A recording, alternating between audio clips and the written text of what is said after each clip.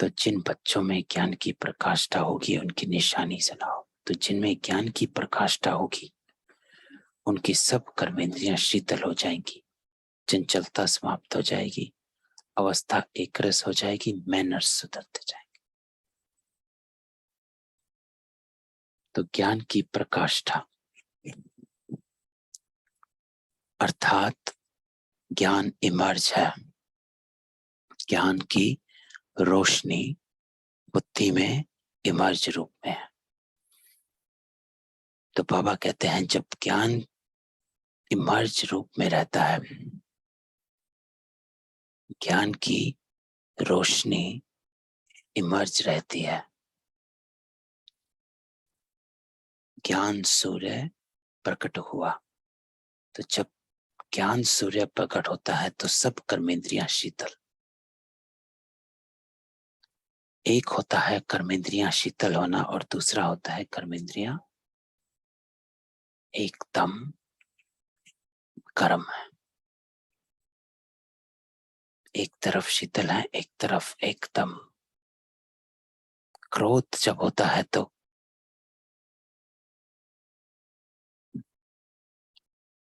आत्मा एकदम गर्म हो जाती है,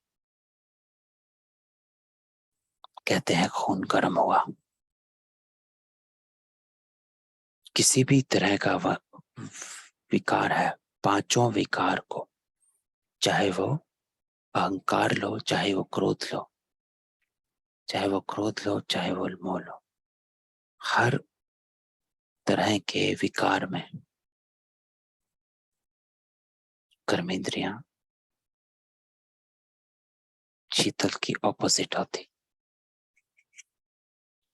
तो बाबा कहते हैं कर्मेंद्रियां शीतल हो जाएंगी क्योंकि हर बात की समझ मिलेगी, अवस्था एक रस हो जाएगी, मैनर्स सुधरते जाएंगे। तो बाबा ने तीन चारों चीजें कनेक्ट करी कि कर्मेंद्रियां शीतल का अर्थ है चंचलता समाप्त, कि कोई भी अलबेलापन नहीं, एक रस अवस्था, सारे रस उस एक से, ना कन रस, ना जीवा का रस, ना टच करने का रस। पांचों रस जो होते हैं कर्मेंद्रियों के, तो उन पांचों रस से निकलकर आत्मा एक बाबा से कनेक्टेड, सारे रस एक से। तुम्ही संग बैठो, तुम्ही संग खाओ, तुम्ही से सुनो, तुम्ही से प्रीत लगाओ, एक तेरी ही सुनो। मैनर्स सुधरते जाएंगे तो और क्या होगा? बाबा कहते हैं तुम्हारे संस्कार, जितनी ज्ञान इमर्ज रूप में रहेगा उतने संस्कार इमर्ज रहेंगे। दूसरा प्रश्न, बाबा कहते हैं शिव बाबा की याद बुद्धि में यथार्थ नहीं है तो रिजल्ट क्या होगी? तो ये चेकिंग है। बाबा कहता है अगर याद बुद्धि में यथार्थ नहीं है, एक तो है याद बुद्धि में रहना, एक बाबा कहता है याद बुद्धि में एक्यूरेट, जैसी होनी चाहिए वैसी नहीं है तो रिजल्ट क्या होगी? तो ये बाबा की आज की चेकिंग है कि अगर याद बुद्धि में एक्यूरेट नहीं है तो कोई ना कोई विक्रम जरूर होगा। तो आज बाबा कहता है अगर मेरी याद एक्यूरेट नहीं है तो तुझसे विक्रम होता जाएगा, और अगर याद एक्यूरेट है तो विक्रम नहीं होगा। तो बाबा बाबा कहते रहना, और अगर तब भी कर्म इधर से उधर हो रहे हैं, ऊपर से नीचे की तरफ हो रहे हैं, तो समझना है, बाबा कहते हैं कि याद यथार्थ नहीं है। बुद्धि इतना भी काम नहीं करेगी कि हमारे द्वारा कोई विक्रम हो रहा है। दूसरी चेकिंग बाबा कि गलत को गलत नहीं मानेंगे, जस्टिफाई कर लेंगे, जैसे हम जस्टिफाई करते आए अपने व्यवहार को अज्ञान काल में, कि जैसी और आत्माएं भी अपने व्यवहार को जस्टिफाई करती हैं अज्ञान काल में, कि कोई ऐसे बोलेगा तो नेचुरल है मेरा जवाब देना,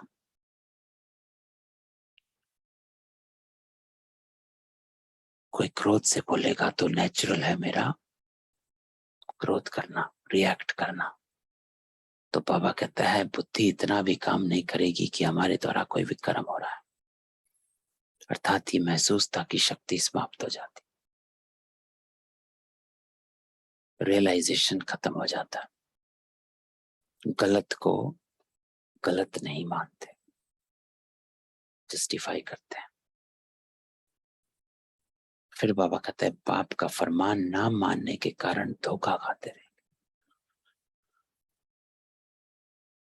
और फिर आखिरी बात बाबा कहता है कि धोखे पे धोखा खाते रहेंगे। धोखा अर्थात अपने आप से धोखा, कि कोई ना कोई विक्रम करते गए। जो बाबा कहता है अपने को ठगना नहीं है।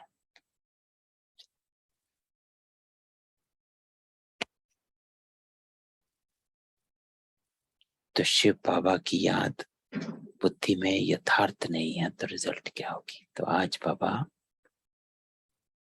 एक्यूरेट याद को बताता है और सब बाबा कर्मों से जोड़ता है। तो आज की मुरली बाबा कर्मों की क्रिया गति और कर्मों को कैसे सच्चा करना है, श्रेष्ठ करना है, गीत। आखिर वह दिन आया आज, तो चले बाबा के साथ मिल बाबा का रिकॉर्ड सुनते हैं।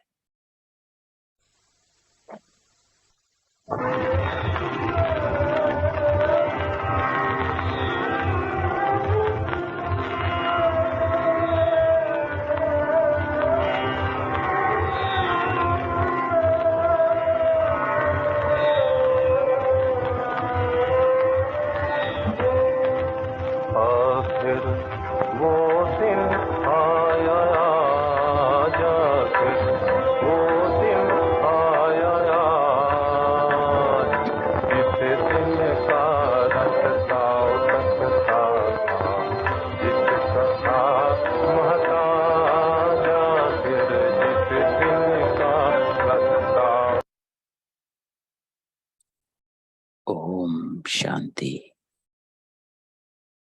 बच्चों को खातिरी हो गई है कि बेहद का बाप आया हुआ है। श्री कृष्ण को बेहद का बाप नहीं कहेंगे।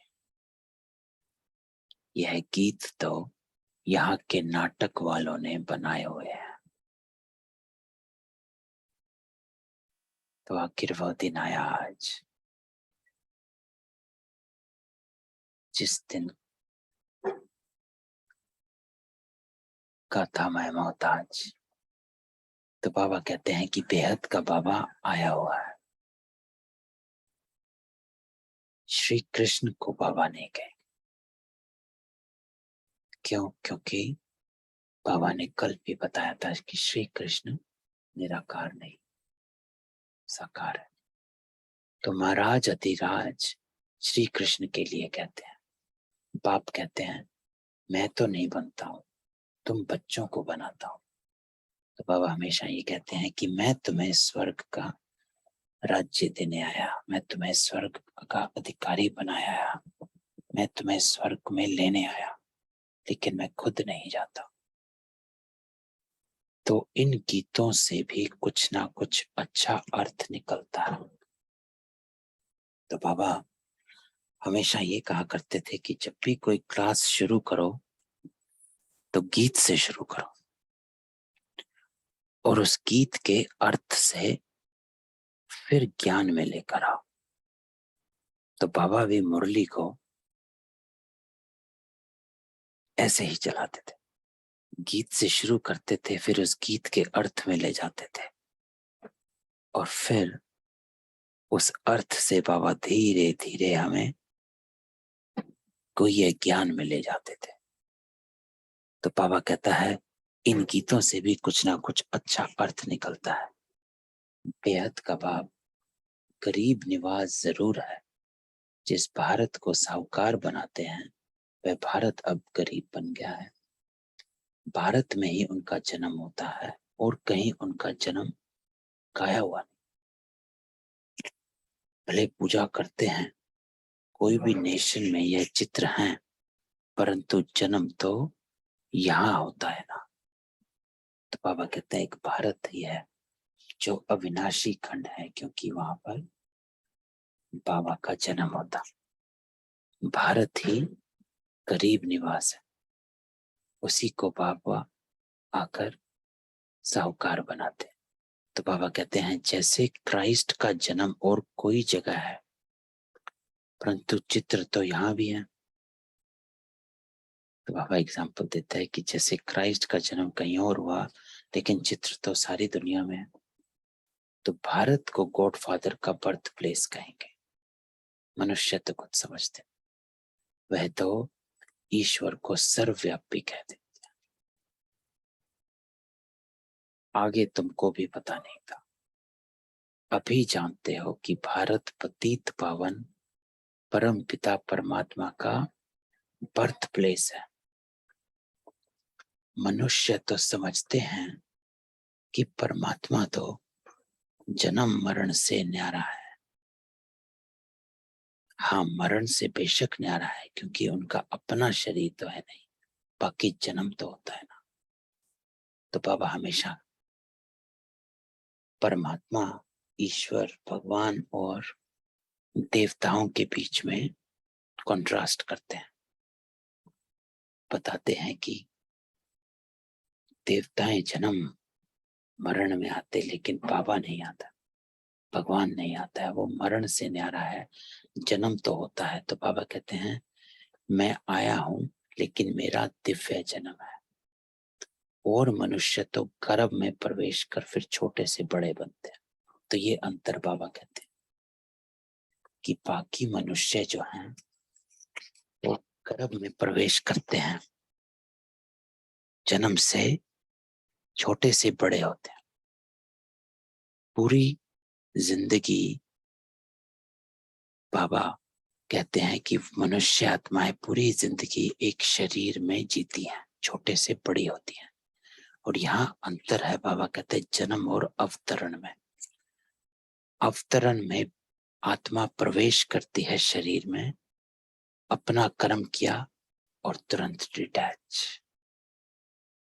वो अपने मूल स्वरूप को, मूल गुणों को, मूल शक्तियों को आत्मा भूलती नहीं है। और दूसरा कि जब आत्मा अवतरण करती है तो आत्मा के कर्म जो हैं वो कर्मों के बंधन में नहीं बंधती है, डिटैच रहती है। तो बाबा कहते हैं मेरा दिव्य जन्म है। और मनुष्य तो कर्म में प्रवेश करते हैं, लेकिन मैं ऐसा नहीं बनता हूं, मैं कर्म में प्रवेश नहीं करता हूं। यहां अंतर पड़ जाता है। मैं ब्रह्मातन में प्रवेश करता हूं, जो बूढ़ा तन है, अपना कर्म करता हूं, ज्ञान सुनाता हूं और मैं चला जाता हूं। फिर मैं आता हूं, ज्ञान सुनाता हूं, फिर चला जाता हूं। तो मेरा अवतरण है। तो बाबा कहता है मैं ऐसा नहीं बनता हूं, मैं गर्भ में प्रवेश कर छोटे से बड़ा नहीं होता हूं। हाँ, कृष्ण माँ के गर्भ में आते हैं। तो यहाँ बाबा डिस्टिंक्ट करता है कि मुझ में और श्री कृष्ण में अंतर क्या है। तो क्यों श्री कृष्ण भगवान नहीं है, क्यों मैं भगवान। तो बाबा कहते हैं कृष्ण माँ के गर्भ में जाते हैं, छोटे से बड़ा बनते हैं। हर एक आत्मा अपनी माँ के गर्भ में प्रवेश कर जन्म लेती है। यह मनुष्य मात्र की बात है। तो बाबा कहते हैं इसको मनुष्य कहा जाता है।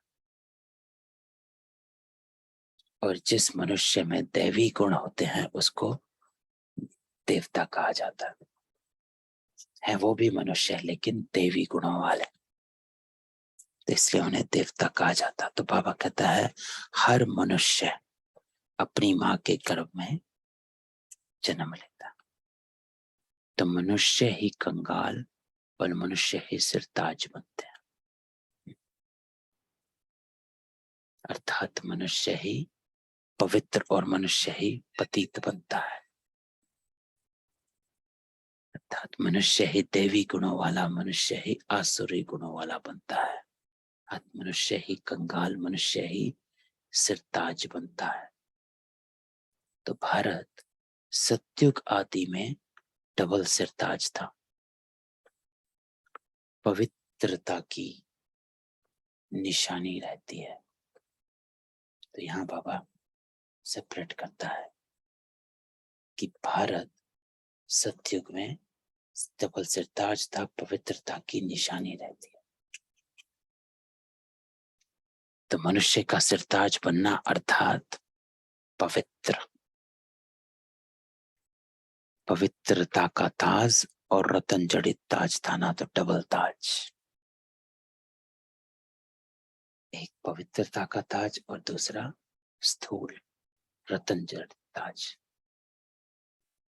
और फिर बाबा कहते हैं पवित्रता गुम हो जाने के बाद सिर्फ एक ताज रहता है। तो इसी के लिए देवताओं के सर के पीछे हेलो दिखाते हैं चित्रों में।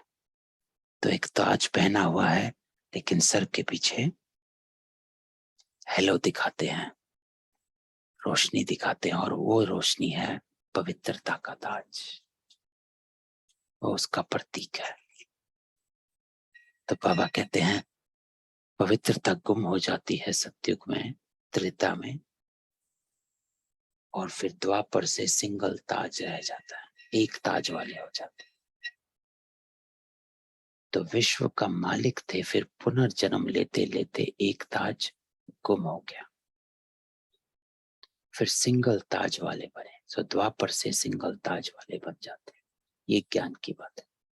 तो बाबा कहते ये समझना है कि कैसे मनुष्य ऊपर से नीचे आता है, तो कैसे संपूर्ण पवित्र होता है सतयुग में, फिर धीरे धीरे पवित्रता गुम हो जाती है और फिर सिर्फ सिंगल ताज रह जाता है, और उसके बाद वो ताज भी खत्म, फिर प्रजा का प्रजा पर राज्य हो जाता है।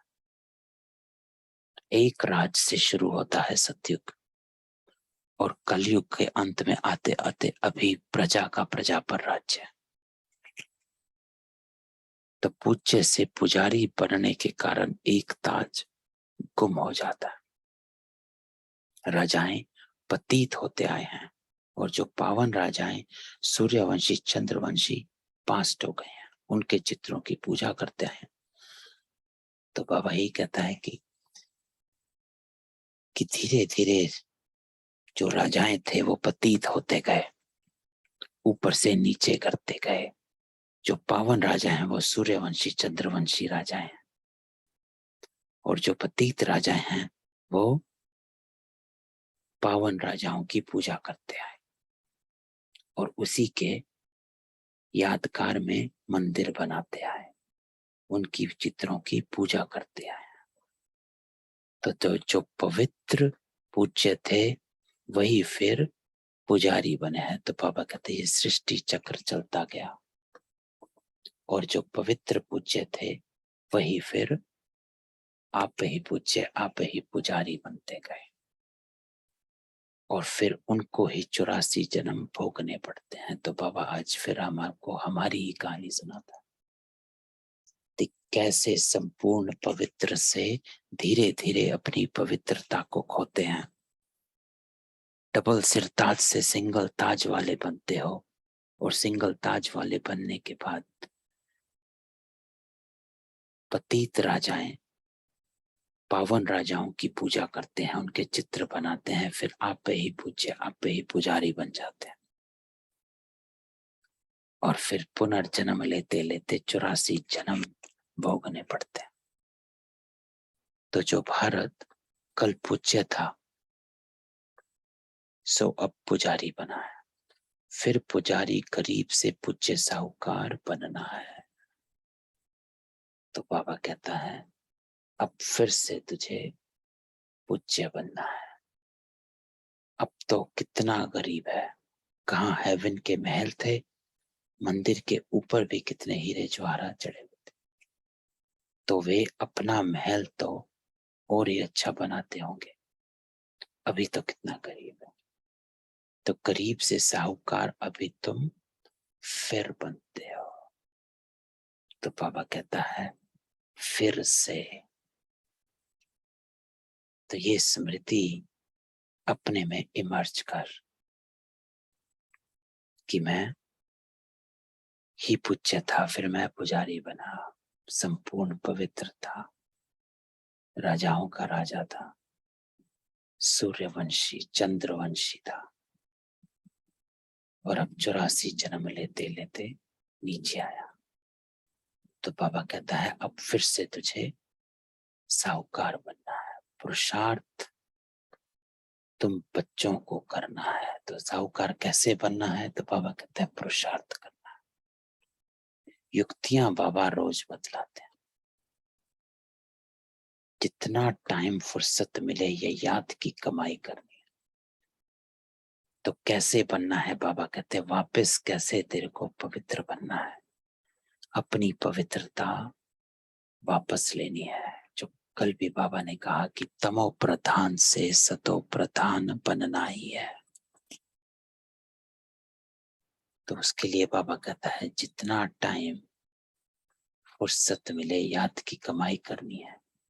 ऐसे बहुत काम होते हैं जिनमें बुद्धि नहीं लगानी होती।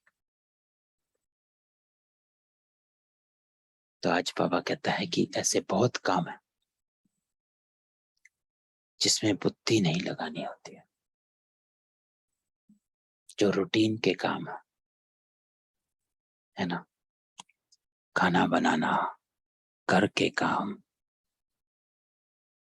या कहीं आना जाना भी हो तो उसमें बुद्धि नहीं लगानी है। बस जाना है, इधर से उधर जाना है, ये करना है, वो करना है। तो कोई कोई में बुद्धि लगानी पड़ती है। तो बाबा कहते हैं बहुत से काम हैं जहां बुद्धि नहीं लगानी होती है, और बहुत से काम हैं जहां बुद्धि लगानी पड़ती है। तो जिन कामों में बुद्धि नहीं लगानी पड़ती है वहां पर क्या करना है? बाबा कहते हैं कि याद, बजाय उसके कि अटेंशन इधर उधर हो, बाबा को याद कर। तो बाबा कहता है तो जब फुर्सत मिलती है घूमने फिरने जाते हो तो बाप की याद में रहो। वहां बुद्धि तो नहीं लगानी है। इधर से उधर जाना है, बाजार जाना है, कुछ काम करने जाना है, तो वहां बुद्धि तो लगानी नहीं है। कुछ लेने जाना है तो वहां बुद्धि तो लगानी नहीं है। तो बाबा कहता है जब इधर उधर जाते हो तो फालतू टाइम वेस्ट मत करो। जितना हो सके बाबा की याद में रहना है। ये कमाई बहुत करनी है, ये है सच्ची कमाई। बाकी तो वह है अल्पकाल के लिए छोटी कमाई। यह शिक्षा तुम बच्चों को अभी ही मिलती है। तो इन चारों बातों में बाबा क्या कहता है? तो इस लाइन से आखिरी लाइन तक बाबा कहता है कि तुमको फिर से साहूकार बनना है। उसके लिए तुम्हें पुरुषार्थ करना है। और पुरुषार्थ क्या करना है? बाबा कहते हैं जितना टाइम मिले टाइम वेस्ट नहीं करना है, बाबा की याद में रहना है। याद में रहना पहले भी हमने कई बार डिस्कस किया कि याद में रहना अर्थात ज्ञान का चिंतन करते रहना। बाबा ने मुझे आज क्या बताया उस बात को इमर्ज रखना, ईश्वरीय संस्कारों को इमर्ज रखना। बाबा की याद में रहना अर्थात मेरे से वाइब्रेशंस क्या निकल रहे हैं। जो कल के वरदान में भी बाबा ने कहा था मर्सीफुल बनना है, रहम दिल। तो सदा मुझसे रहम की भावना इमर्ज रहे, सबका भला हो, सभी सुख रहे, ये भावना इमर्ज रहे। इसको कहते हैं बाबा की याद में रहना। तो बाबा की याद में रहना अर्थात मेरे वाइब्रेशन एकदम शुद्ध, शुभ कामना, शुभ भावना सर्व के प्रति। अगर मेरी शुभ भावना शुभ कामना है नहीं तो इसका अर्थ मेरी याद सच्ची नहीं है। अगर मेरे ईश्वरीय संस्कार इमर्ज नहीं हो रहे हैं तो अर्थात याद सच्ची नहीं है।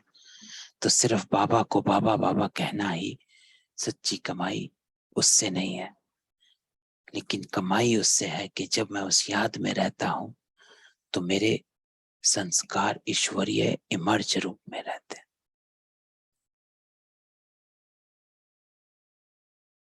सर्व आत्माओं को दुआएं देने वाले रहते हैं। मेरे संकल्प एलिवेटेड रहते हैं, मेरे बोल एलिवेटेड रहते हैं, मेरे कर्म एलिवेटेड रहते हैं। तो किसके संग में हो, तो बाबा हमेशा इस बात को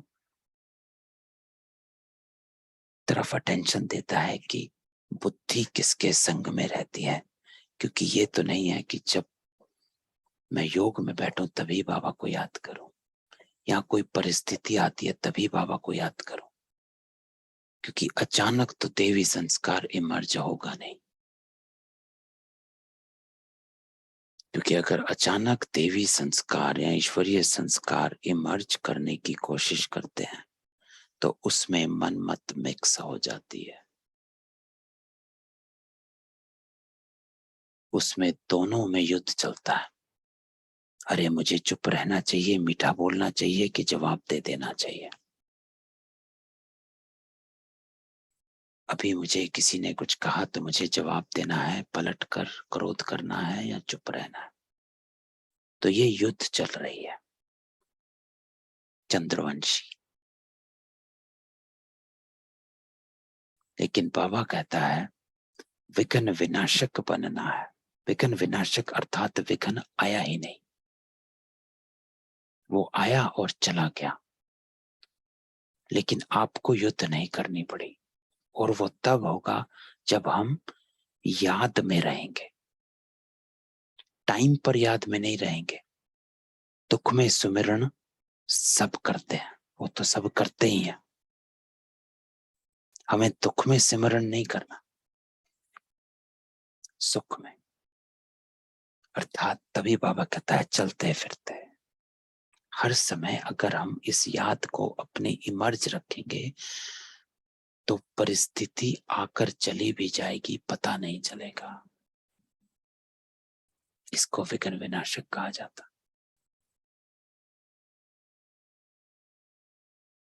तो आज बाबा इस बात की समझा नहीं देता कि टाइम वेस्ट ना कर, मेरी याद में रहेगा तो तेरे संस्कार इमर्ज रूप में रहेंगे, तो तुझे सोचने की जरूरत नहीं पड़ेगी कि मैं ये करूं या ना करूं। वो नेचुरली तेरा संस्कार बन जाता है। युद्ध नहीं चलेगी, तो तू आपे ही चुप रहेगा, आपे ही क्रोध नहीं करेगा, आपे ही शांत रहेगा। लेकिन समय पर इमर्ज करना मुश्किल हो जाता है। तो इसलिए बाबा कहता है कि जितना फुर्सत मिले उतना बाबा की याद में रहे।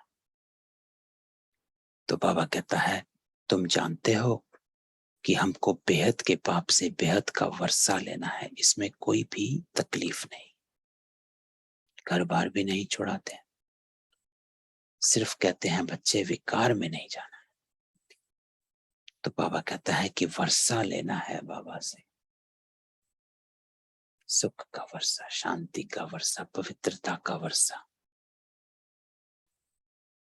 तो बाबा से अगर वर्षा लेना है तो बच्चे विकार में नहीं जाना है। इस पर ही अक्सर करके झगड़ा चलता है, और सत्संगों में ऐसे झगड़े होते नहीं। वहां तो जो सुनाया वह सत सत कहकर चले जाते हैं। झगड़ा यहाँ होता है। क्यों बाबा कहते हैं झगड़ा यहाँ होता है? क्योंकि बाबा कहते हैं और किसी सत्संगों में परिवर्तन का कोई एम ऑब्जेक्ट कोई है ही नहीं, गए सुने और आ गए। यही एक ऐसा सत्संग है यहाँ पर परिवर्तन एम ऑब्जेक्ट है, अपने को सुधारना है। इसलिए झगड़ा यहाँ होता है। तो बाबा कहता है इस रुद्र ज्ञान यज्ञ में असुरों के विघ्न जरूर पड़ेंगे। जो बाबा ने साकार मुरली चलाई थी कि असुरों के विघ्न, जो कल बाबा ने कहा था कि असुरों के विघ्न अर्थात तेरे ही अपने विकार इमर्ज हो जाते हैं। तो तेरे ही अंदर जो यज्ञ चल रहा है उसमें विघ्न पड़ जाता है और फिर बाबा की ग्लानि कराते हैं तो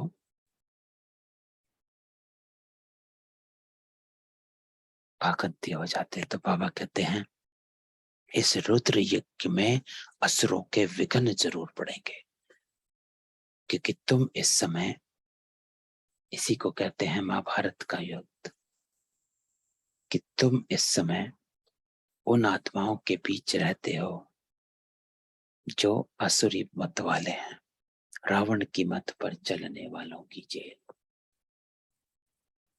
तो उनके विघ्न जरूर पड़ेंगे। अबलाओं पर अत्याचार होते हैं, जैसे द्रौपदी को भी दिखाते हैं, पुकारा है कि बाबा हमें यह नंगन करते हैं, इनसे बचाओ।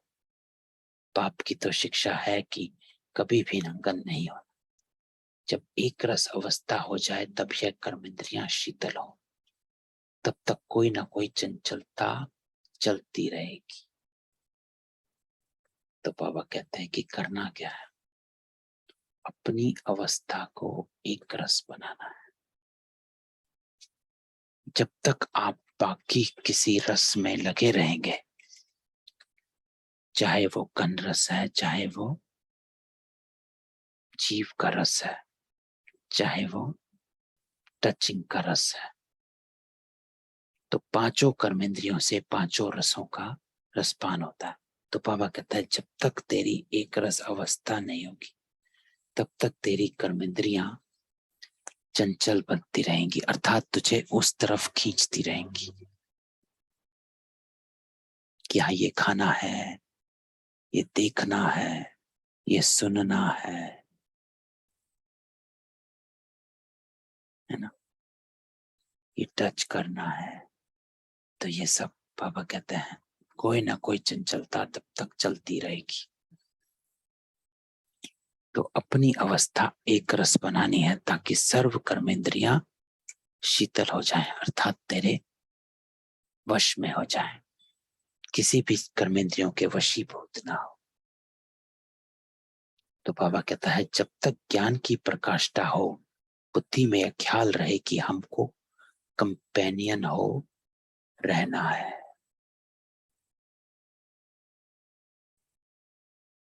तो बाबा कहता है कि यही ख्याल रहे कि हम कंपेनियन हो रहना है, अर्थात एक दूसरे के साथ बाबा कहता है कंपेनियन हो रहना।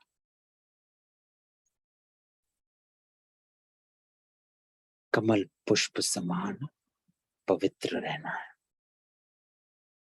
तो बाबा आज कहता है कि घर गृहस्थ में रहो लेकिन कमल पुष्प समान पवित्र रहो। विलायत में बहुत बूढ़े वानप्रस्थी होते हैं, समझते हैं पिछाड़ी में कौन मालिक बनेंगे, बाल बच्चे तो है नहीं, इसलिए पिछाड़ी में कंपेनियन बना लेते। तो बाबा एग्जाम्पल देता है कि कैसे विलायत में कंपेनियनशिप होती है, तो ऐसे ही तुम्हें घर गृहस्थ में कमल पुष्प समान पवित्र रहना है। तो फिर भी कुछ उनको देखकर चले जाते हैं। तो तुम लोग तो अखबारें पढ़ते नहीं हो, अखबारों में समाचार बहुत आते हैं, तुम बच्चों को कोई वह पढ़ना नहीं। बाप तो कहते हैं कि कुछ भी नहीं पढ़े हो तो अच्छा है, जो कुछ भी पढ़े हो वह भूल जाओ। हमको बाप ऐसा पढ़ाते हैं जो हम सच्ची कमाई कर विश्व के मालिक बन जाते हैं। तो बाबा हमेशा यही कहता है कि मैं आया ही हूं तुझे सच्चे कर्म सिखलाने। तो जब बाबा को याद करते हो तो इस बात को हमेशा इमर्ज रखो कि बाबा आया है मुझे सच्चे कर्म सिखलाने, तो मेरे कर्म सच्चे होने चाहिए। तो इस बात को मैं बहुत यूज करता हूं कि मैं बाबा को याद करता हूं तो इस बात को हमेशा याद रखता हूं कि बाबा आया है मुझे सच्चे कर्म सिखलाने,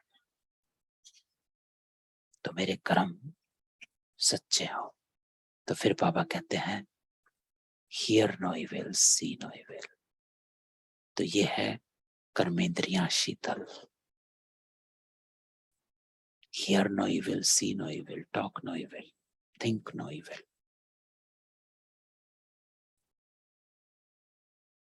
क्योंकि जब हम इधर उधर देखते हैं, इधर उधर सुनते हैं, इधर उधर का पढ़ते हैं, तो उसका अर्थ यही है कि हमारी कर्मेंद्रियों पर हमारा वश नहीं है। तो बाबा कहते हैं ये सब तुम्हारे लिए है। अभी तुम बच्चे मंदिर लायक बन रहे हो, है ना। तो बाबा यही कहता है कि मैं बंदरों को मंदिर लायक बना रहा हूं। तो तुमको ये बात इमर्ज रखनी है कि मैं सारे दिन में ये चेकिंग आज बाबा देता है कि सारे दिन में अपने आप को देखो कि मैं क्या देखता हूं, क्या सुनता हूं, क्या पढ़ता हूं, क्या सोचता हूं, क्या बोलता हूं। और ये चेकिंग अपने आप से करो और चेंज करो कि कहाँ मेरी कर्मेंद्रियां चंचल होती हैं, कहाँ मुझे भटका लेती हैं। यूट्यूब में कोई क्लास सुनने गए और 1-2 घंटा बस वहीं लगे रहे, टाइम वेस्ट। इधर उधर का पढ़ने लगे तो अखबार पढ़ने लगे, टाइम वेस्ट। तो बाबा कहता है तुम बच्चों को कोई वह पढ़ना भी नहीं है। इधर उधर के समाचार बाबा हमेशा कहता है क्या करना है पढ़ के, छोड़ो। तो क्या मैं देखता हूं, क्या सुनता हूं, क्या पढ़ता हूं, टाइम वेस्ट नहीं करना है। आज बाबा यही कहता है कि जितना टाइम मिले बाबा की याद में रहना है, अर्थात ज्ञान का मंथन कर। जो देखते हो अपने आप से क्वेश्चन पूछो, क्या ये श्रीमत है, क्या ये ज्ञान है।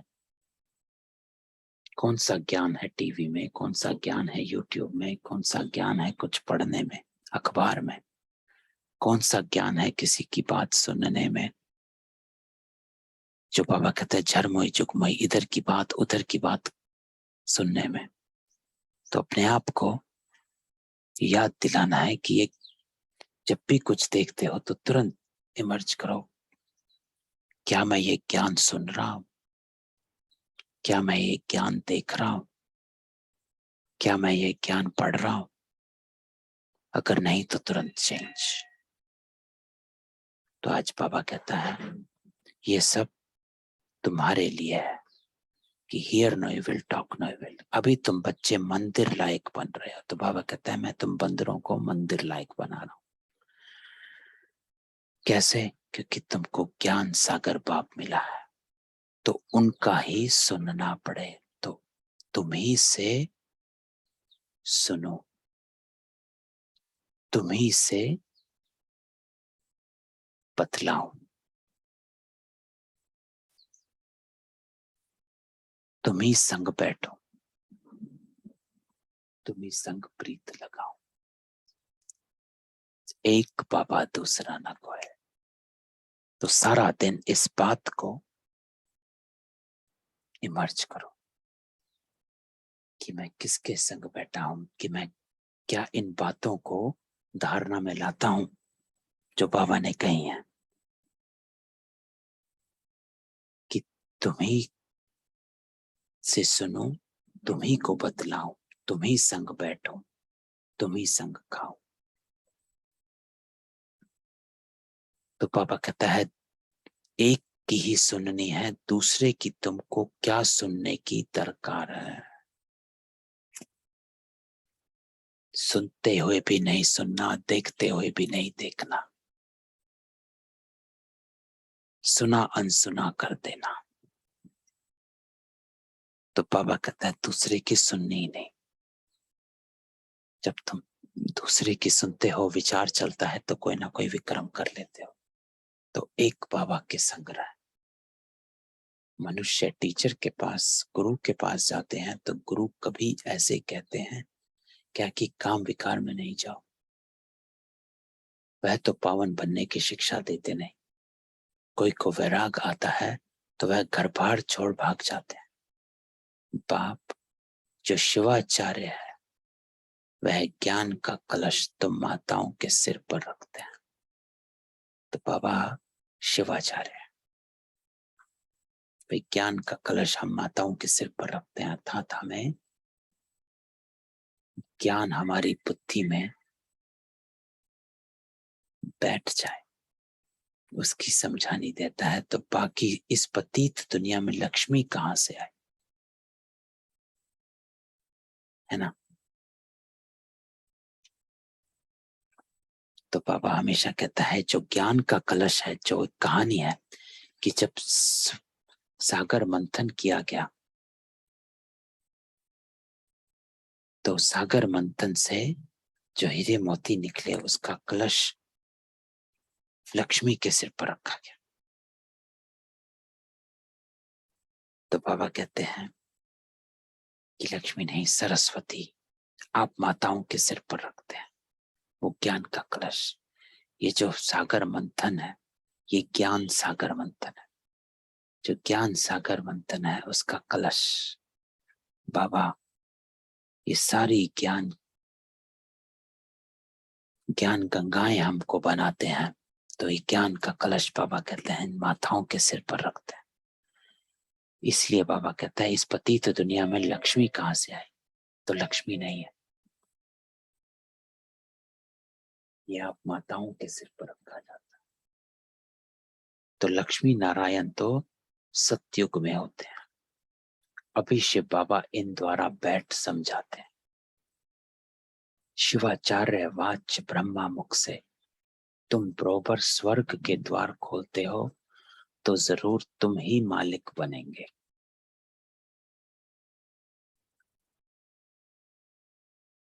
तो बाबा ये कहता है कि ज्ञान कलश बाबा हमको देते हैं,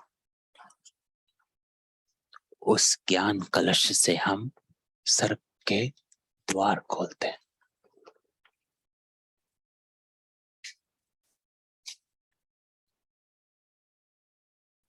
और उससे ही हम स्वर्ग के मालिक बनते हैं। स्वर्ग, तो बाबा कहता है स्वर्ग का द्वार खोलते हो गोया स्वर्गवासी बनने का पुरुषार्थ करते हो। तो बाबा कहते हैं कि आप आत्माएं ही स्वर्ग का द्वार खोलते हो और साथ साथ उस स्वर्ग के वासी भी बनते हो, उसी का पुरुषार्थ करते हो। तो अपने आप को देख कितनी ऊंच आत्माएं हो, कितनी भाग्यवान आत्माएं हो। जो बाबा ने संडे को दूसरा निश्चय कहा था, अपने आप पर निश्चय, श्रेष्ठ भाग्यवान आत्माएं हो। तो बाबा कहते हैं तुम्हारा पुरुषार्थ ही है नरकवासी मनुष्य को स्वर्गवासी बनाना। बाप भी यह सेवा करते हैं, पतित से पावन बनाना। तो तुम्हारा भी यह धंधा है जो बाप का धंधा है ना। सन शोज फादर। तो बाबा कहता है तुमको पतित से पावन बनना है और बनाना है। तो आत्माओं को स्वर्गवासी बनाओ। स्वर्ग की चाहना तो सब रखते हैं ना। कोई मरता है तो कहते हैं फलाना स्वर्ग पधारा। तो उनसे पूछना चाहिए कि जब यह स्वर्ग में गया तो फिर नरक में बुलाकर ब्राह्मण आदि क्यों खिलाते हो। फिर तो यह अज्ञान अंधेरा हुआ। तुम यहां से सूक्ष्म वतन में ले जाकर खिलाते हो क्योंकि तुम जानते हो यह पवित्र भोजन है। वह जो मर जाते हैं उनको पवित्र भोजन थोड़े ही मिलता होगा। लिखते हैं बाबा फलाने का भोग लगाओ तो उनको पवित्र भोजन मिले। गाया हुआ है देवताएं भी ब्रह्मा भोजन को पसंद करते हैं। तो ये बात बाबा ने थोड़े दिन पहले मुरलियों में बताई थी कि देवताएं ब्रह्मा भोजन को पसंद करते हैं। क्यों करते हैं ये बाबा ने बताया था 2-3 हफ्ते पहले साकार मुरली में कि क्यों देवता ब्रह्मा भोजन को पसंद करते हैं। क्योंकि यही भोजन खाते खाते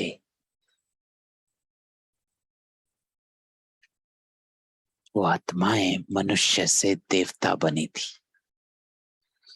इसीलिए देवताएं जो हैं वो ब्रह्मा भोजन को पसंद करते हैं।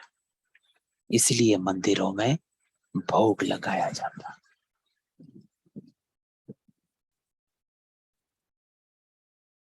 कि देवताएं भी ब्रह्मा भोजन को पसंद करते हैं। तो बरोबर तुम्हारी महफिल सूक्ष्म वतन में लगती है। ऐसे नहीं कि ध्यान कोई अच्छा है, नहीं, योग को ध्यान नहीं कहा जाता और ध्यान को योग नहीं कहा जाता। अब ये बात बहुत इंपॉर्टेंट है कि जब हम योग में बैठते हैं तो ध्यान में चला जाना, कुछ देखना, कोई साक्षात्कार होना,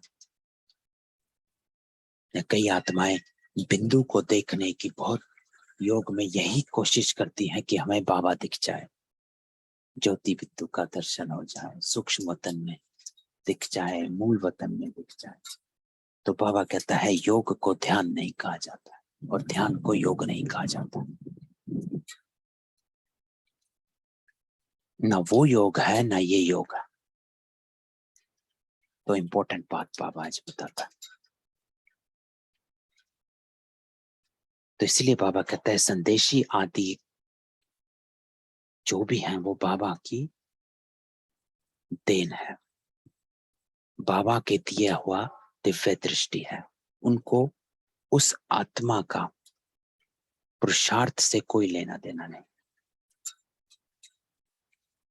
किसी को कहीं जाकर देखता है तो उसका अर्थ ये नहीं कि वो पुरुषार्थी है। ये तो बाबा दिव्य दृष्टि देता है। तो योग अलग है और ध्यान अलग है। तो बाबा कहता है योग को ध्यान नहीं और ध्यान को योग नहीं कहा जाता। योग का अर्थ है प्राप्ति। आगे बाबा बताता है, बाबा कहते हैं मेरे साथ बुद्धि योग लगाओ तो विक्रम विनाश होंगे। अब यहाँ बाबा बताता है कि योग का असल में अर्थ क्या है, कि जितना मुझसे बुद्धि योग लगाएगा तो विक्रम विनाश होना। इसको कहा जाता है योग। योग अर्थात प्राप्ति का योग, शक्तियां लेने का योग।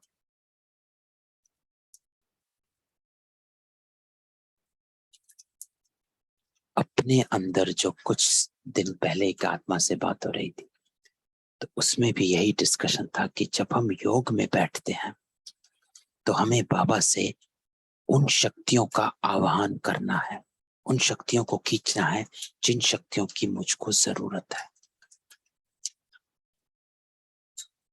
अगर किसी संस्कार कोई मेरा इतना कड़ा है तो कहीं ना कहीं वो संस्कार चूक जाता है। तो बाबा से योग में बैठकर उस संस्कार को मिटाना कि बाबा मुझे इतनी शक्ति दे दे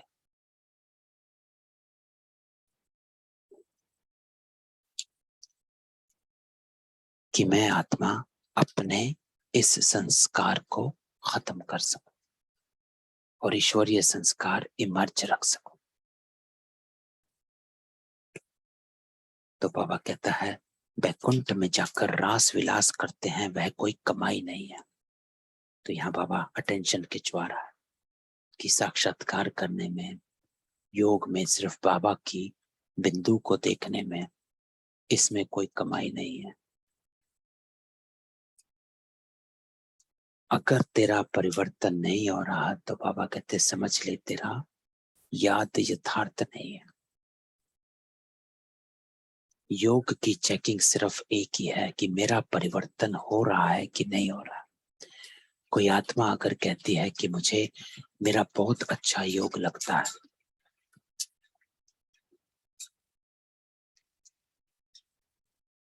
आज मुझे योग में ये दिखा वो दिखा, तो बाबा कहता है एक चेकिंग अपने आप से कर, वो ये कि तेरा संस्कार कितना परिवर्तन हो रहा,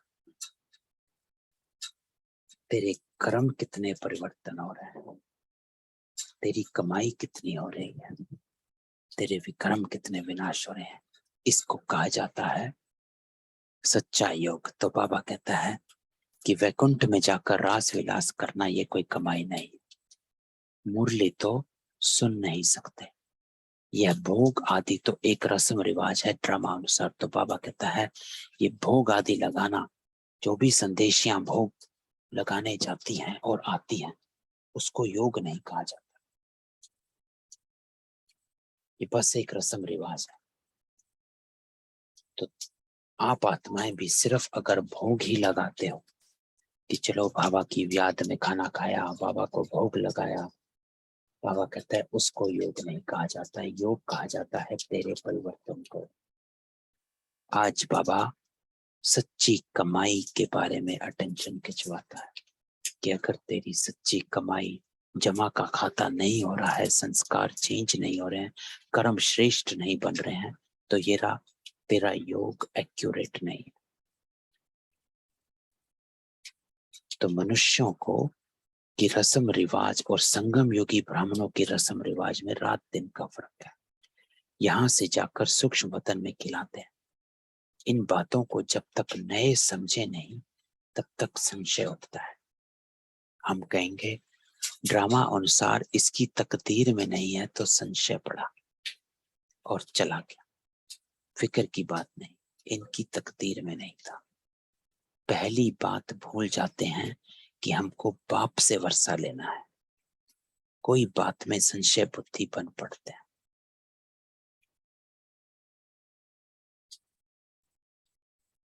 तो बाबा कहते हैं कई आत्माएं तो ये ज्ञान छोड़कर चली जाती हैं कि हमको बाबा ने साक्षात्कार नहीं कराया, हम अभी तक सूक्ष्म वतन नहीं गए।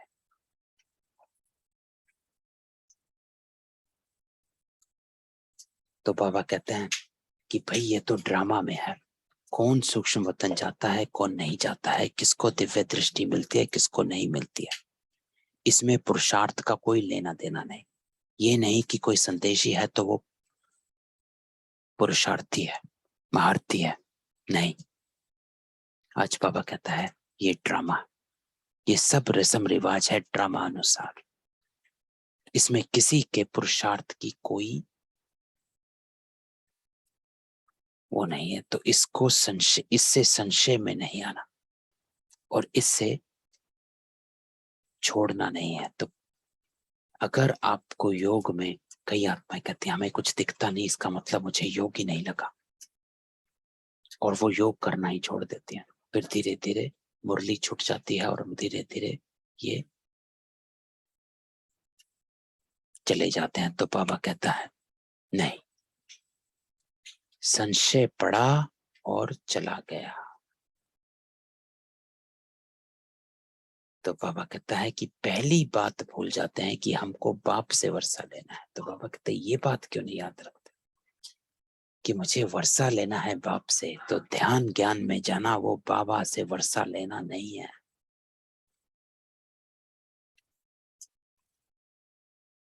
तो बाबा कहते हैं कोई बात में संशय बुद्धि बन पड़ते हैं, अरे हमारा काम है वर्षे से,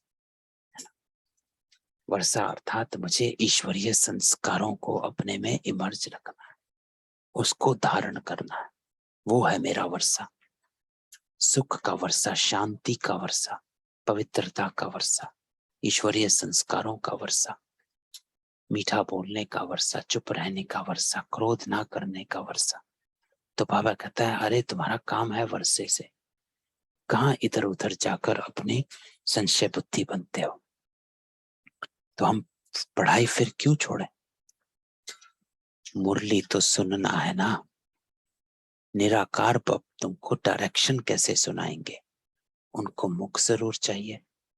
तो ब्रह्मा मुख से अथवा ब्रह्माकार कुमारियों से सुनना है। कोई बाहर में दूर चले जाते हैं, मुरली भी नहीं मिल सकती है तो बाप कहते हैं कोई हर्जा नहीं है, तुम याद में रहो और स्वदर्शन चक्र फिराते रहो। तो शुरू शुरू में जब आत्माएं बाबा से मिलती थी और कहीं दूर विलायत चले जाना पड़ता था तो उनको मुरलियां नहीं मिलती थी, तो बाबा कहते कोई बात नहीं, याद में रहो और स्वदर्शन चक्र फिराते रहो, अर्थात स्व का दर्शन करते रहो पूरी सृष्टि चक्र में और इन गुणों को इमर्ज रखो। तो बाबा कहता है ये बाप की श्रीमत मिली हुई है, कहां भी हो तुम लड़ाई के मैदान में हो। तो इसका अर्थ क्या है? बाबा कहता है कहां भी हो तुम लड़ाई के मैदान में हो, अर्थात तेरी लड़ाई है तेरे विकारों से। कहीं भी चला जा वो विकार तेरे साथ चलते हैं।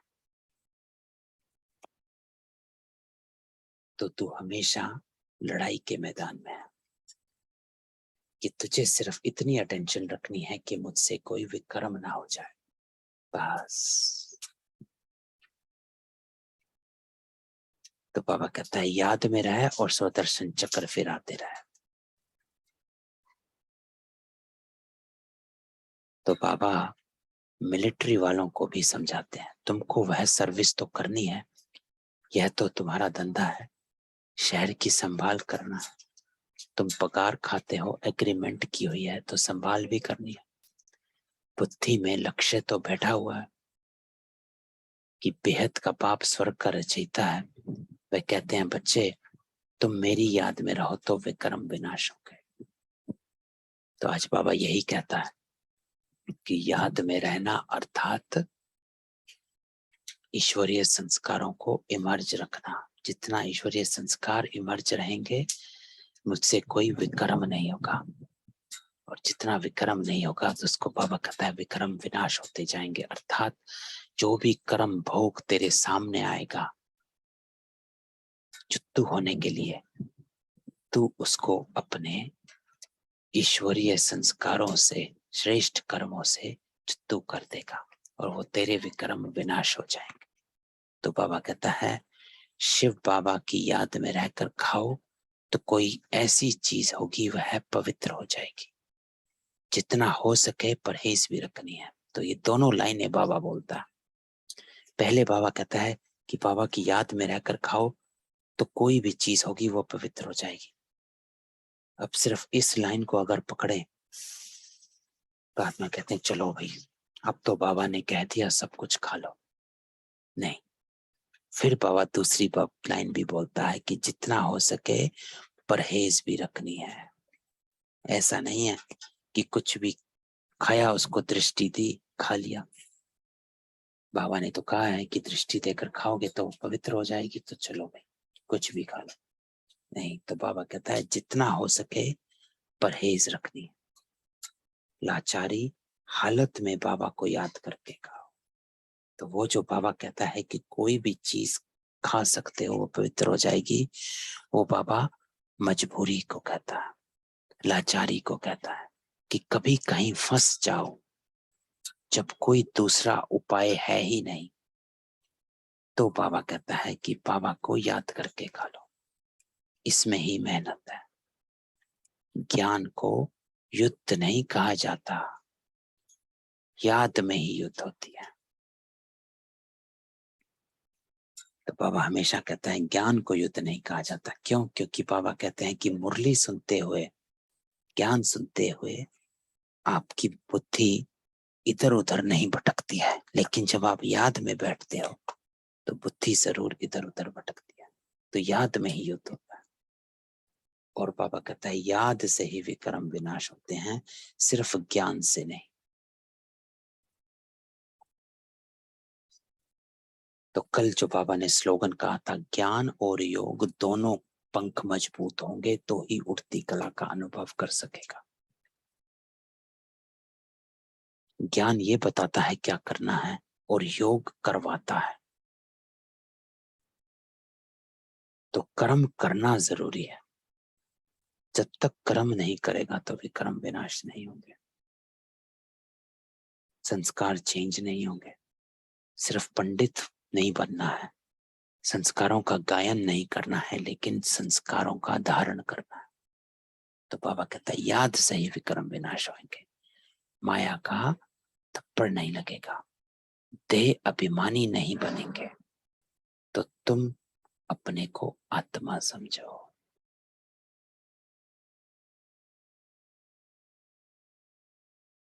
तो बाबा कहता है याद में रहे, अपने को आत्मा समझ।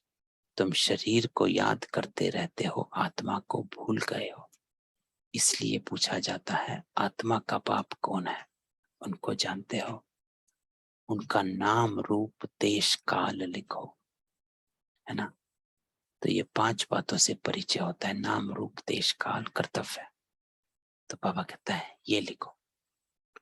उनमें भी वैरायटी लिखते हैं, कोई लिखते हैं आत्मा का बाप हनुमान है, कोई क्या लिखते हैं, कितना अज्ञान है। तो फिर समझाया जाता है आत्मा तो है निराकार और तुम्हारा गुरु तो साकार है। निराकार का बाप साकार कैसे होगा? समझाने की प्रैक्टिस पर सारा मदार है, और साथ में मैनर्स भी अच्छे चाहिए। तो बाबा हमेशा ये कहता है कि जब आप किसी को कुछ कहते हो तो पहले स्वयं को देखना है। स्वयं परिवर्तन से विश्व परिवर्तन। तो पहले धारणा आप में कर। तो बाबा कहते हैं समझाने की प्रैक्टिस पर सारा मदार है, लेकिन मैनर्स भी अच्छे चाहिए। तो आज बाबा कहते हैं ये नहीं कि तेरे मैनर्स गड़बड़ हो, कथनी कुछ और है और करनी कुछ और है, नहीं। तो ये अटेंशन कि किसी को कहने से पहले मैं कितना धारणा स्वरूप बना हूं, उसको देख।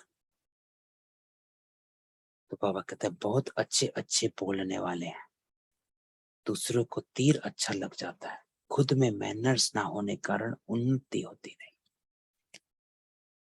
तो बाबा कहता है कि अपने को देख, अपने संस्कारों को देख, पहले अपने में सुधार कर, तभी तीर लगता है।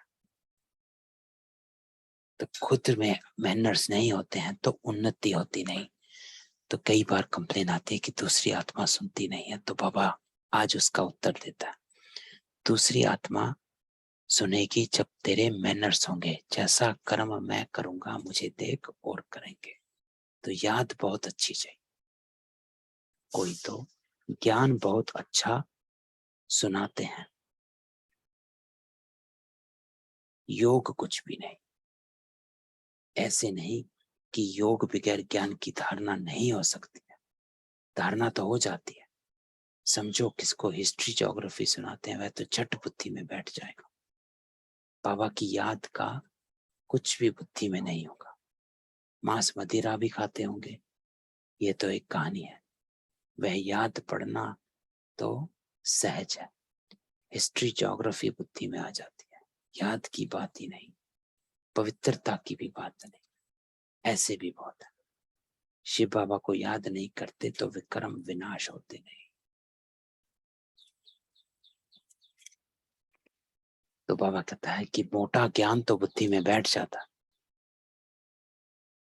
लेकिन विक्रम विनाश नहीं होंगे।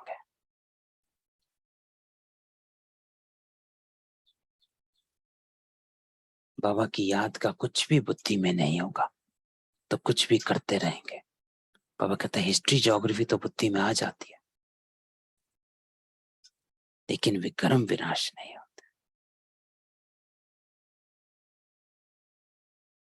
और ही जास्ती विक्रम करते रहते हैं। तो तेरे कर्मों का सुधार तभी होगा जब आपके ईश्वरीय संस्कार इमर्ज रहेंगे। तो बाबा कहता है और ही जास्ती विक्रम करते रहते। इतना भी बुद्धि काम नहीं करती है कि यह विक्रम है, महसूसता खत्म हो जाती, रियलाइज ही नहीं होता है। गलत को गलत नहीं समझते, मैंने कुछ गलत किया इसको स्वीकार नहीं करते, जस्टिफाई करने लगते हैं। अरे उन्होंने ऐसा कहा तो मुझे तो ऐसा कहना ही, ये तो नेचुरल है, मेरा रिएक्ट करना नेचुरल है, मेरा जोर से बोलना नेचुरल है, मेरा क्रोध करना नेचुरल है, तो बाबा कहते हैं अपने आप को जस्टिफाई करने लगता। इतना भी बुद्धि काम नहीं करती कि है विकर्म है, कि मुझसे गलती हो गई है, से विकर्म हो गया है, एक्सेप्टेंस खत्म हो जाती है। तो बाबा कहता है फरमान ना मानना यह तो बड़ा पाप है बच्चे। शिव बाबा का फरमान है ना, यह करो, उनका फरमान नहीं मानेंगे तो बड़ा धोखा खाएंगे। बाकी हिस्ट्री ज्योग्राफी सुनाना तो बड़ा सहज है। तो बाबा कहता है ये सुनाना कि सृष्टि चक्र कैसे हुआ, सतयुग कलयुग द्वापर त्रेता, ये जानना, चारों युगों को जानना, चारों कालों को जानना, तीनों लोकों को जानना, ये सब सहज है। मुश्किल है परिवर्तन। जब तक याद में नहीं बैठेगा परिवर्तन नहीं होगा, विक्रम विनाश नहीं होंगे। तो बाबा कहता है, बाबा ने समझाया है तुम स्कूलों में भी जाकर समझा सकते हो, तुम हद की हिस्ट्री ज्योग्राफी पढ़ते हो, बेहद की तो तुम पढ़ते नहीं हो।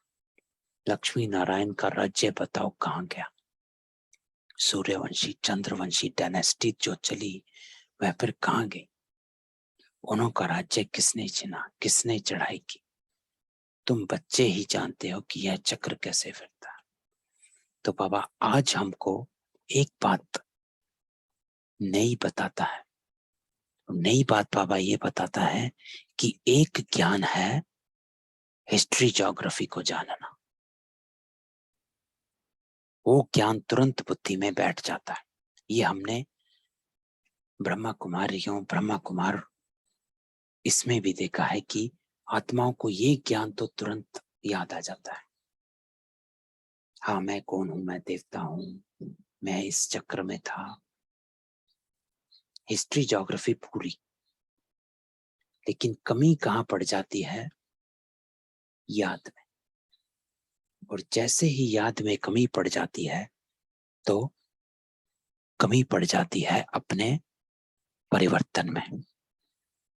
तो इसीलिए क्वेश्चन आता है कि इतने सालों से ज्ञान में चल रहे हैं लेकिन मेरा परिवर्तन नहीं हो रहा, संस्कार चेंज नहीं हो रहे हैं। ज्ञान मुझे पूरा आता है, बाबा के बारे में सब पता है, लेकिन परिवर्तन नहीं हो रहा। तो आज बाबा उसका उत्तर देता है।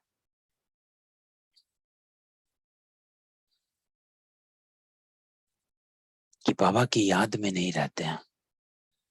बाबा कहते हैं शिव बाबा को याद नहीं करते तो विक्रम विनाश होते नहीं, और ही जास्ती विक्रम करते रहते हैं। इतना भी बुद्धि काम नहीं करती कि यह विक्रम है, महसूसता खत्म हो जाती है। अपने को गलत नहीं मानते, अपने गलत को भी सही मानते हैं। जो बाबा ने अव्यक्त मुरलियों में कई बार कहते हैं, अपने राइट को भी, अपने रॉन्ग को भी राइट मानते हैं।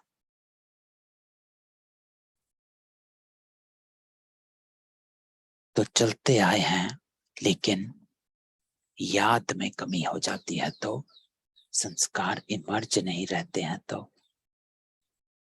कर्मों पर अटेंशन नहीं रहती है, तो विक्रम विनाश नहीं होते। तो बाबा कहता है तुम बच्चे जानते हो कि यह चक्र कैसे फिरता है, यह किसको भी समझाओ तो 7 रोज में बुद्धि में आ जाएगा। तो आज बाबा कहता है कि 7 रोज में सिर्फ इतना ज्ञान बुद्धि में आता है कि हिस्ट्री ज्योग्राफी क्या है। असली यात्रा तो उसके बाद शुरू होती है, परिवर्तन की यात्रा। बाबा कहते हैं बुद्धि में ज्ञान तो सारा आ गया परंतु मैनर्स नहीं है।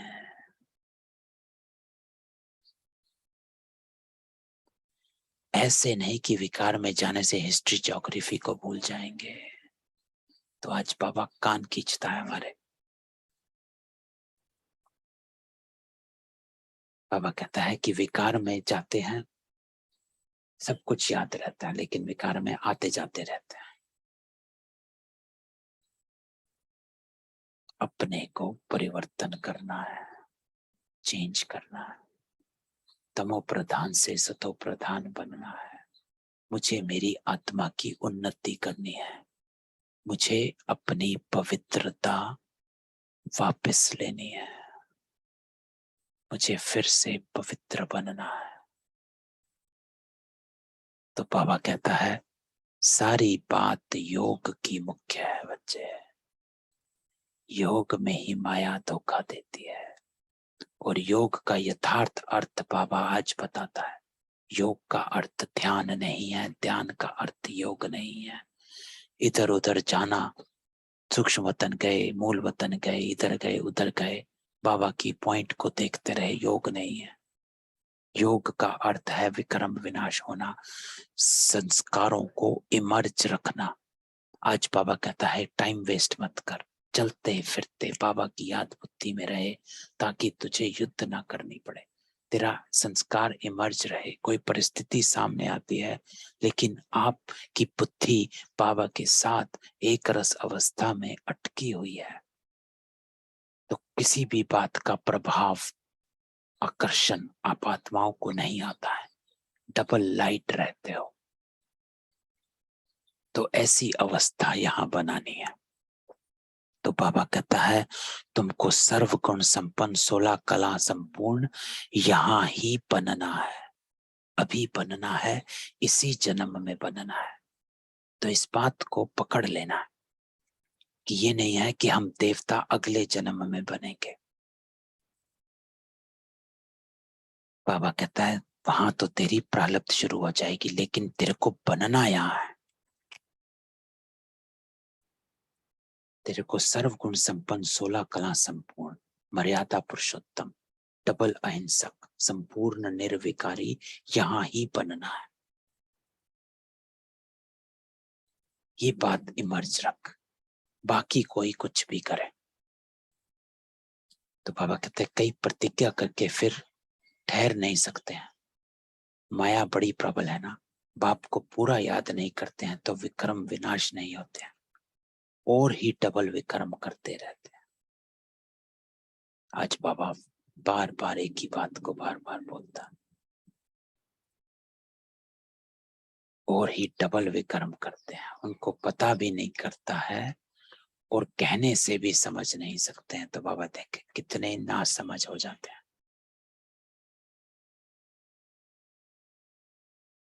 तो अपने को आज फिर से देखना है। तो बाबा कहते हैं तुम बच्चे जानते हो कि बाप करीब निवाज रहम दिल है, तुम बच्चों को खास और सबको आम समझाते रहते हैं। इन पर्टिकुलर हम सुख धाम में जाते हैं, इन जनरल मुक्ति धाम में जाते हैं। सतयुग में बराबर इन लक्ष्मी नारायण का ही राज्य था, फिर चंद्रवंशी, उनके बाद बाकी धर्म आदि आए। बड़ का झाड़ कलकत्ते में जाकर देखो, फाउंडेशन है नहीं, सारा झाड़ खड़ा है ना। तो ये तो बनियन ट्री कलकत्ते में है, जो एक पार्क है। यह भी ऐसे है। तो अब फिर से स्थापना हो रही है। तो आखिरी लाइन बाबा कहता है अब फिर से स्थापना हो रही है, सैपलिंग लग रहा है, तो अपने आप को तैयार कर। अच्छा, मीठे मीठे सिकिलते बच्चों प्रति माता पिता बाप दादा का याद प्यार, गुड मॉर्निंग। रूहानी बाप की रूहानी बच्चों को नमस्ते। हम रूहानी बच्चों की रूहानी बाप दादा की याद प्यार, नमस्ते और गुड मॉर्निंग। धारणा।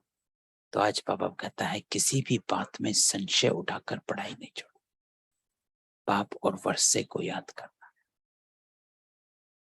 एक बाप से ही सुनना है, बाकी जो पढ़ा है सब भूल जाना है। Hear no evil, see no evil, talk no evil, think no evil, है ना। किसी भी कर्मेंद्रियों के वश नहीं होना है। शीतल एक रस अवस्था बाबा के साथ, सर्वरस एक बाबा से। कुछ भी देखो सुनो पढ़ो, पहला क्वेश्चन अपने आप से पूछना है क्या ये ज्ञान है, अगर नहीं है तो तुरंत बंद। ज्ञान नहीं है तो मेरा इससे कोई लेना देना नहीं। ना अखबार पढ़नी, ना टीवी देखना, ना यूट्यूब, ना कुछ पढ़ना। जो ज्ञान नहीं उसको मुझे नहीं देखना, क्योंकि नहीं तो बुद्धि भटकाती रहेगी, विक्रम होते रहेंगे, पता भी नहीं चलेगा। वरदान बाबा कहता है, बाप की छत्र छाया के नीचे रहे, माया की छाया से बचने वाले सदा खुश और बेफिक्र भवा। तो बाबा आज हम सब बच्चों को वरदान देता है, सदा खुश और बेफिक्र भवा, खुश और बेफिक्र बन जाओ। और वो तभी रह पाएंगे जब बाबा कहता है, जब बाबा की छत्र छाया के नीचे रहेंगे। तो जितना बाबा की याद में रहेंगे उतना बाबा की छत्र छाया के नीचे रहेंगे, जितना बाबा को साथी बनाकर रखेंगे और जितना आप साक्षी रहेंगे उतना बाबा साथी रहता है। तो बाबा कहता है, माया की छाया से बचने का साधन है बाप की छत्र छाया। छत्र छाया में रहना अर्थात खुश रहना। सब फिक्र बाबा को दे दिया। जिनकी खुशी कम होती है, कमजोर हो जाते हैं, उन पर माया की छाया का प्रभाव पड़ ही जाता है, क्योंकि कमजोरी माया का आह्वान करती है। तो अगर स्वप्न में भी माया की छाया पड़ गई तो परेशान होते रहेंगे, युद्ध करनी पड़ेगी। इसलिए सदा बाप की छत्र छाया में रहो। याद ही छत्र छाया है। तो बाबा की छत्र छाया में रहने के लिए बाबा एक ही युक्ति देता है, जो आज बाबा ने सारी मुरली में कही है, कि टाइम वेस्ट नहीं कर, जितना टाइम मिले मेरी याद में रह। जितना मेरी याद में रहेगा, जितने अपने संस्कारों को इमर्ज रखेगा, जितनी आत्मिक स्मृति में रहेगा, उतना लाइट रहेगा और माया से बचा रहेगा। स्लोगन, जिनका मुरली से प्यार है वही मास्टर मुरलीधर है। तो मुरली कभी छोड़ना नहीं। तो ये थी आज की बाबा की मुरली। ओम शांति। किसी आत्मा का कोई प्रश्न हो तो देखो, आज की मुरली जो है बहुत पावरफुल है, दोबारा पढ़ने वाली है। जो बाबा ने हमेशा आज एक बात कई बार रिपीट करी है कि यथार्थ याद क्या होता है। छोटी मुरली है लेकिन इस मुरली में गहराई है कि मुझे करना क्या है। इनफैक्ट आज बाबा की मुरली के सिर्फ ऊपर के अगर 4 लाइनें ही बार बार आज पढ़ी जाए, इनके ऊपर विचार किया जाए, वो ही सारी मुरली में है कि क्या होना चाहिए, क्या नहीं करना है। जो बाबा कहता है, चलते फिरते बाबा की याद में रहो। उसके बाद बाबा कहते हैं, कर्मेंद्रियां शीतल, चंचलता समाप्त, मैनर्स को सुधार। कुछ भी देखता है, सुनता है, पढ़ता है, अपने आप को क्वेश्चन पूछो, क्या ये ज्ञान है? क्या इस टीवी में ज्ञान है जो मैं देख रहा हूँ? क्या इस यूट्यूब में ज्ञान है जो मैं देख रहा हूँ? क्या इस जो मैं पढ़ रहा हूँ उसमें ज्ञान है? नहीं है तो तुरंत बंद। क्योंकि अगर बाबा कनेक्टेड नहीं रहेंगे तो आपको उस अवस्था में आने में टाइम लगता है और तब तक विक्रम हो ही जाता है। और फिर बाबा कहता है कि ये महसूसता ही खत्म हो जाती है कि मुझसे विक्रम हो रहा है। फिर बाबा कहता है, यथार्थ याद का अर्थ क्या है? योग का अर्थ क्या है? योग का अर्थ ध्यान नहीं, ध्यान योग नहीं। याद में बैठकर बाबा को ही याद करते रहना, इसको योग नहीं कहा जाता। आज बाबा कहता है, योग कहा जाता है जिससे तेरे विक्रम विनाश हो, अर्थात तेरे ईश्वरीय संस्कार इमर्ज रहें, उसको योग कहा जाता है। मैनर्स कितने सुधरे हैं, मेरा व्यवहार कैसा है। तो कोई कुछ भी कहे कि उसका योग कैसा लगता है, चेकिंग्स बाबा कहते हैं सिर्फ यही है, उसके मैनर्स देख ले। अगर उसके मैनर्स सही नहीं है तो उसका योग नहीं लग रहा, अज्ञान में है ना। तो बस आज सारा दिन इस बात को अटेंशन रखो और अपना चार्ट बनाओ। ओम शांति।